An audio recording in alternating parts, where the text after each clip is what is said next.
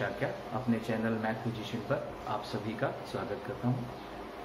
बच्चों, अभी तक हम अपने चैनल पर दो तरीके की वीडियोस अपलोड कर रहे हैं, एक तो 11th क्लास के लिए और एक 12th क्लास के लिए। पूरा एकेडमिक जो सिलेबस होता है वो हम पूरा कवर कर रहे हैं, एनसीईआरटी पूरी कवर कर रहे हैं। तो जो भी स्टूडेंट 11th और 12th क्लास के हैं वो जाके चैनल पर विजिट करें, उनको सिलेबस मिल जाएगा। 11th क्लास में हम लोगों ने अभी तक सेट्स चला रहे हैं और हम 12th क्लास में डिटर्मिनेंट और मैट्रिक्स अप्रॉक्सीमेटली कवर कर चुके हैं। ठीक है, अलग अलग प्लेलिस्ट है, आप जाके वहां पर देख सकते हैं। आज की वीडियो की हम बात करें बच्चों, तो आज मैंने एक नए तरीके के सीरीज को स्टार्ट करने के बारे में सोचा है। जैसे कि आप बोर्ड पे देख रहे होंगे, ट्रिक 1 पड़ी हुई है। इसका मतलब है कि इस बार या इस वीडियो में हम ट्रिकी क्वेश्चंस करेंगे या ट्रिक अप्लाई करेंगे। अभी तक तो हम पूरा एकेडमिक चला रहे हैं वीडियोस में, दूसरे में जो बिल्कुल एकेडमिक, जो बोर्ड के हिसाब से जो भी हमारा मटेरियल होता है उस एस्पेक्ट से। अब हम ट्रिक के हिसाब से क्वेश्चन को करेंगे कॉम्पिटेटिव एग्जाम्स के बच्चों के लिए, क्योंकि जो लोग 12th में है या 11th में है, फ्यूचर में उन्हें कॉम्पिटिशन के लिए तैयार होना है। ठीक है, तो जितनी जल्दी आप इन चीज़ों से अवेयर होंगे तो आप फ्यूचर में कॉम्पिटिशन में उतना ही आगे रख पाएंगे अपने आप को।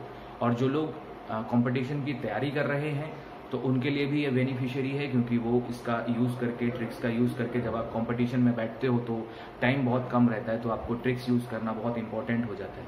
क्योंकि अगर आप ट्रिक्स यूज़ नहीं करोगे तो फिर पेपर अटैम्प्ट नहीं हो पाता है, और जब पेपर अटैम्प्ट नहीं होता है तो फिर आपका सिलेक्शन रह जाता है। तो इसीलिए आप ट्रिक्स का यूज़ करिए, जितना ज़्यादा ट्रिक्स यूज़ करेंगे उतना आपके लिए बेनिफिशियरी रहेगा। तो उनके लिए भी ये वीडियो काफ़ी यूजफुल होगा। तो हम ऐसे ही आगे एक एक वीडियो में एक एक ट्रिक जो है वो डिस्कस करते रहेंगे। ट्रिक का लेवल की बात करें कि ये ट्रिक किस लेवल की होंगी, तो इसका जो लेवल रहेगा वो नॉर्मली 10th to 12th रहेगा, और उसमें से भी स्पेशली 11th और 12th मैं ट्रिक बेस्ड रहूँगा। क्योंकि कुछ ट्रिक्स ऐसी हैं जैसे सीजल वगैरह में हम लोग पढ़ते हैं जो अर्थमेटिक मैथमेटिक्स की होती हैं, वो ट्रिक्स मैं यहाँ डिस्कस नहीं करूँगा, क्योंकि मेरा पूरा एस्पेक्ट या पूरा जो प्रोसेस रहता है वो पीजीडीज के लिए रहता है, मतलब 11th और 12th के लिए ही रहता है। तो हमारा पूरा सिलेबस भी जो है वो 11th और 12th पे ही चलेगा, और जितनी भी ट्रिक्स रहेंगी वो भी मेजरली 11th और 12th पे ही चलेगी। कुछ टॉपिक्स हैं जो 10th में भी इंक्लूड होते हैं और 11th 12th में भी होते हैं, तो वो कॉमन टॉपिक जो है वो मैं 10th से भी उठा लूंगा। अदरवाइज कोई स्पेशली टॉपिक जो है वो 10th का नहीं रहेगा। जैसे एपी है वो 11th में भी रहती है, 10th में भी रहती है, तो वो दोनों में चलेगी। तो कुछ चैप्टर्स ऐसे हैं, नॉर्मली प्रोसेस हमारा 11th और 12th का ही रहेगा। तो वीडियो आप लोगों को पसंद आए तो इसको लाइक एंड शेयर करिए उन बच्चों के साथ या उन लोगों तक जिन लोगों को इसकी ज़रूरत है, क्योंकि ट्रिक्स की जो इम्पोर्टेंस है वो सभी के लिए इक्वली है, और स्पेशली कंपटीशन के लिए तो बहुत ज़्यादा इम्पोर्टेंट है।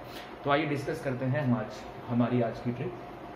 क्वेश्चन क्या है? क्वेश्चन कहा गया है, find the sum of all the 4 digit numbers that can be formed by the digits 1, 6, 8, 9 taken all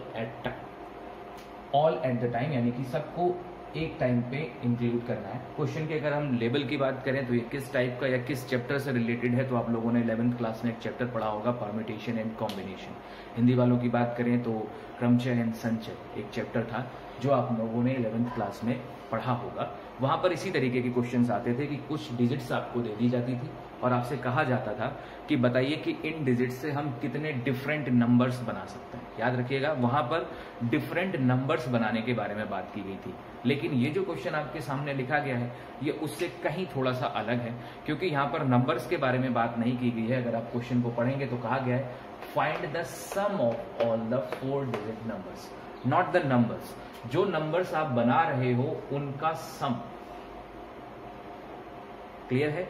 वहां पर हम लोग नंबर्स निकालते थे कि हम डिजिट से कितने डिफरेंट नंबर्स बना सकते हैं, लेकिन यहां पर नंबर्स बनाने के बाद उनका जो सम करेंगे तो वो सम कितना होगा। तो उसका एक अपग्रेडेड वर्जन कह सकते हैं कि ये एक अपग्रेडेड क्वेश्चन है उसका। तो इसीलिए कंपटीशन में फिर हम लोग कंफ्यूज होते हैं या फंसते हैं, क्योंकि ये क्वेश्चन हम लोगों ने पढ़ा नहीं होता है या उस तरीके का हम उतने डीप कॉन्सेप्ट में जाते नहीं है।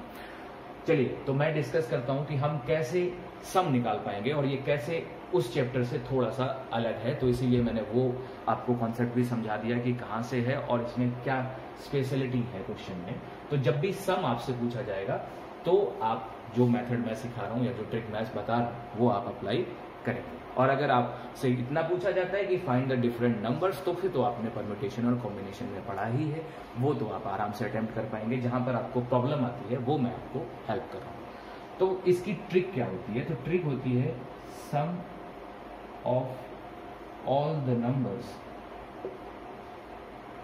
Sum of all the numbers is equal to sum of all the digits,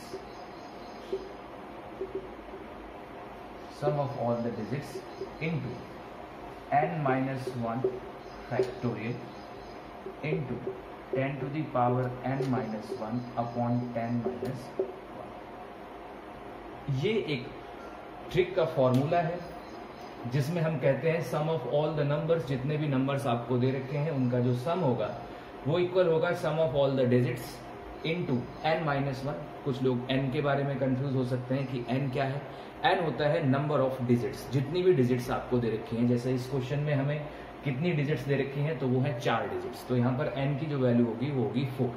तो n माइनस 1 और फिर इनटू में 10 to the power n minus 1 upon 10 minus 1। तो this is the trick of this question. Value put करते हैं, calculation करते हैं। Sum of all the digits, इन डिजिट्स का सम करिए तो 1 + 6 + 8 + 9 इंटू n माइनस 1, n 4 है तो 4 माइनस 1 यानी कि 3, तो 3 factorial into 10 to the power n, तो 10 to the power 4 minus 1 upon 10 minus 1। Calculation करते हैं, इसको ऐड करोगे तो 24 आ जाएगा। फैक्टोरियल 3 की वैल्यू आप लोगों ने पढ़ी होगी कि 6 होती है, क्योंकि 3 × 2 × 1 बहुत कॉमन है। 10 टू द पावर 4 10,000, उसमें से 1 सब्ट्रैक्ट करोगे तो 9,999 एंड 10 माइनस 1 9। 24 × 6 इंटू इसे कट कर लीजिए तो ये 1 1 1 1 1 1 1 1। अब सिर्फ आपको इसकी मल्टीप्लिकेशन करनी है। जब आप मल्टीप्लिकेशन कर लेंगे तो आपको इसका आंसर मिल जाएगा। बाकी आप देख लीजिए, कहीं पर कोई भी इशू हो तो आप वो पूछ सकते हैं। मैंने ऑलरेडी मल्टीप्लिकेशन कर रखी है, तो आपको मैं सीधा आंसर लिख देता हूँ 159 और 984। This is the sum of all the numbers which can be formed by the digits 1 6 8 9। ठीक है, तो ये कैलकुलेशन आप कर सकते हैं, कहीं पर कोई इश्यू नहीं होगा। समझाने में इतना टाइम लगा है क्योंकि फर्स्ट टाइम है, तो समझाने में हर चीज को या हर स्टेप को बिल्कुल क्लियर करना होता है। अगर आप इससे रिलेटेड 2-3 क्वेश्चन कर लेंगे तो आपको एकदम से आइडिया आ जाएगा कि ये किस तरीके का क्वेश्चन है और ये कैसे किया जाता है। इतना टाइम नहीं लगेगा, विदिन अ मिनट आप आराम से क्वेश्चन कंप्लीट कर सकते हैं। मैंने डिजिट्स भी जानबूझ के बड़ी ही ली हैं, क्योंकि आप देख लीजिए सबसे हाईएस्ट डिजिट 8 9 6, वरना इतनी बड़ी डिजिट्स भी नहीं आती हैं, या डिजिट्स आती भी है तो वो 2 डिजिट होती हैं या 3 डिजिट होती हैं, तो वो हम आराम से कैलकुलेट कर पाते हैं। ठीक है, तो आप आराम से इसे लगा सकते हैं। जानबूझ के मैंने इतना बड़ा क्वेश्चन बनाया हुआ है ताकि बड़े से बड़ा क्वेश्चन भी आ जाए तो हमें कोई प्रॉब्लम नहीं होगी। तो आंसर भी देख लीजिए काफी बड़ा है, क्योंकि नंबर्स बहुत सारे बनेंगे और फिर उनको सम भी करना होगा। तो इसे नोट करिए। इसमें एक और पॉइंट है जो मुझे समझाना है, तब जाके हमारी ट्रिक पूरी कंप्लीट होगी। ठीक है, चलिए देखते हैं इसमें दूसरा केस क्या बन सकता है। जो दूसरा केस होगा वो क्या होगा। कभी कभी आप लोगों ने देखा होगा 11th क्लास में कि कभी कभी जो डिजिट्स होती हैं उनमें एक डिजिट जो है वो 0 हो जाती है। जैसे सपोज यहीं पर अगर मैं कहता कि ये 4 डिजिट्स तो हैं, लेकिन इसमें एक डिजिट जो है वो 0 है। 4 डिजिट हैं लेकिन इसमें से एक डिजिट जो है वो 0। अब आप लोगों ने 11th में पढ़ा होगा कि 0 डिजिट होने से क्या इफेक्ट हो जाता है। आपसे कहा गया था कि 4 डिजिट नंबर्स बनाने हैं और इन चारों डिजिट्स का यूज करना है। इमेजिन करिए हम चारों डिजिट्स का यूज करके एक नंबर बनाते हैं, ये 0 6 8 9। देख लीजिए चारों डिजिट्स यूज की हुई है, 0 भी यूज हुई है, 6 भी, 8 भी और 9 भी। तो चारों डिजिट्स मैंने यूज कर ली। लेकिन क्या ये 4 डिजिट नंबर है? ये 4 डिजिट नंबर नहीं है, क्योंकि इसके यूनिट प्लेस पे 0 आ चुका है। और ऐसे जितने भी नंबर्स जिनके यूनिट प्लेस पे 0 होगा वो 4 डिजिट तो होंगे नहीं, वो केवल 3 डिजिट नंबर ही काउंट किए जाएंगे। पिछली बार 0 नहीं था तो किसी भी डिजिट को कहीं पर भी आप रखते 4 डिजिट नंबर ही बनता और सबका सम हमने निकाल दिया। लेकिन अगर उसमें से एक 0 हो गया तो वो नंबर्स जिनके यूनिट प्लेस पे 0 आएगा वो 4 डिजिट नहीं होंगे। और अगर हम फिर से यही फॉर्मूला लगाते हैं और फिर यही कैलकुलेशन करते हैं तो इसमें वो नंबर्स भी आ जाएंगे जिनके यूनिट प्लेस पे 0 है, तो वो इनडायरेक्टली तो 3 डिजिट के हुए, जबकि क्वेश्चन कह रहा है कि आपको सम कितने डिजिट्स के नंबर्स का चाहिए, 4 डिजिट नंबर्स। आप देख लीजिए, वो केवल उन नंबर्स का सम जानना चाहता है जो 4 डिजिट के हैं। अगर 4 डिजिट का ये नंबर नहीं है तो ये इसमें इंक्लूड नहीं है। तो इसका मतलब है कि हम ये जो आंसर निकाल रहे हैं या निकालेंगे, या जो हमने निकाला था कि हमारा आंसर निकल के आया था 159 और 984, इसमें वो डिजिट्स का सम भी इंक्लूड है जो 3 डिजिट के हैं या जिनके यूनिट प्लेस पे 0 है। तो फिर हमें प्रॉपर आंसर निकालने के लिए वो सारे डिजिट्स का सम या वो सारे नंबर्स का सम इसमें से सब्ट्रैक्ट करना पड़ेगा जिनके यूनिट प्लेस पे 0, या जो हम कह सकते हैं कि वो 3 डिजिट नंबर्स हैं। तो हमें इसमें से 3 डिजिट नंबर्स को सब्ट्रैक्ट करना पड़ेगा, तब जाके हमारा प्रॉपर जो आंसर आएगा वो 4 डिजिट नंबर्स का सम। तो हम इसमें से क्या करेंगे, माइनस करेंगे 3 डिजिट्स का। तो फिर से यही फॉर्मूला लगाएंगे, लेकिन इस बार अब आप मान के चलो कि आपके पास केवल 3 डिजिट्स हैं, 6, 8 एंड 9, क्योंकि 0 यूनिट प्लेस पे रखने से उसका कोई उस पर इफेक्ट नहीं पड़ेगा। तो 6, 8, 9 मतलब अब आपके पास केवल 3 डिजिट्स हैं, और आप 3 डिजिट से जो नंबर बनेंगे उनका सम निकालिए और 4 डिजिट नंबर से उसको सब्ट्रैक्ट कर दीजिए, तो वो प्रॉपर आंसर बचेगा जो प्रॉपर 4 डिजिट नंबर होंगे।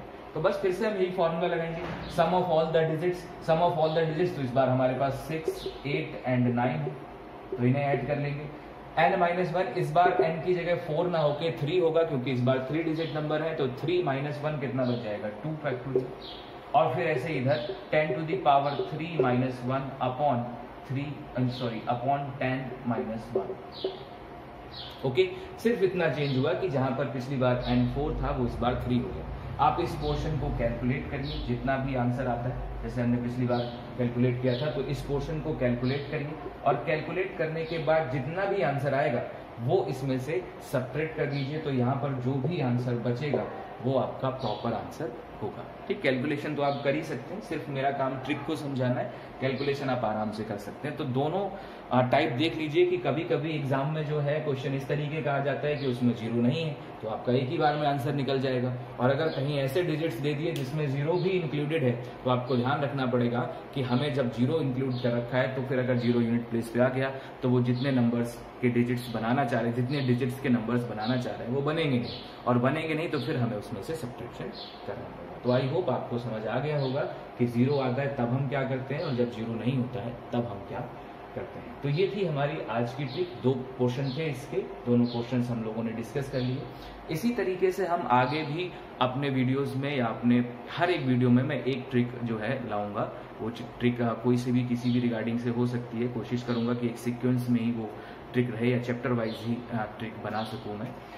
तो ये ट्रिक इस तरीके की थी। आप लोग अगर वीडियो आप लोगों को पसंद आया हो तो इसे लाइक एंड शेयर करिए और चैनल को सब्सक्राइब करिए जो लोग नए हैं। तो हम लोग नेक्स्ट वीडियो में मिलेंगे नेक्स्ट ट्रिक के साथ। तब तक के लिए आप अपना ख्याल रखिए इस समय जिस तरीके की पोजीशन है। And thank you for my watching my video.